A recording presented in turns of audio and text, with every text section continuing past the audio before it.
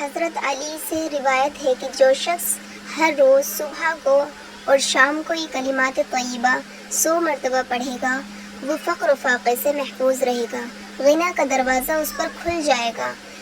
کلمات یہ ہیں: لا الہ الا اللہ الملک الحق المبین، لا الہ الا اللہ الملک الحق المبین۔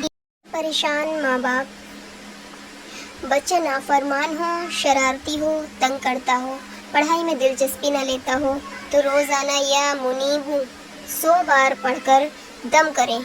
انشاءاللہ بچہ فرما بردار ہوگا، شرارتیں چھوٹ جائیں گی اور ماں باپوں کی زندگی خوشگوار ہو جائے گی انشاءاللہ۔ سبھی خواتین اپنے اپنے گھروں میں کھانا بناتی ہیں۔ یہ بات مشہور ہے خواتین میں کہ ہر کسی کے ہاتھ میں شیریں نہیں ہوتی، کھانا ہر کسی کا لذیذ نہیں بنتا۔ تو آئیے اس کے لیے وظیفہ میں آپ کو بتاتی ہوں، کھانا بابرکت، لذیذ اور عمدہ بنانے کا گرو۔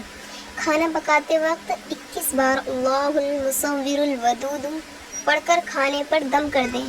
کھانے میں نہ صرف برکت ہوگی بلکہ کھانا لذیذ اور بہت عمدہ بنے گا، گھر والے تعریف کرتے رہ جائیں گے اور دلوں میں محبت پیدا ہوگی انشاءاللہ عز و جل۔ ہماری دعائیں اور وظائف قرآن اور حدیث کا ہی ایک ذخیرہ ہوتا ہے، اپنی طرف سے من گھڑت کوئی وظائف یا کوئی دعا ہم نہیں بتاتے۔ الحمدللہ رب العالمین۔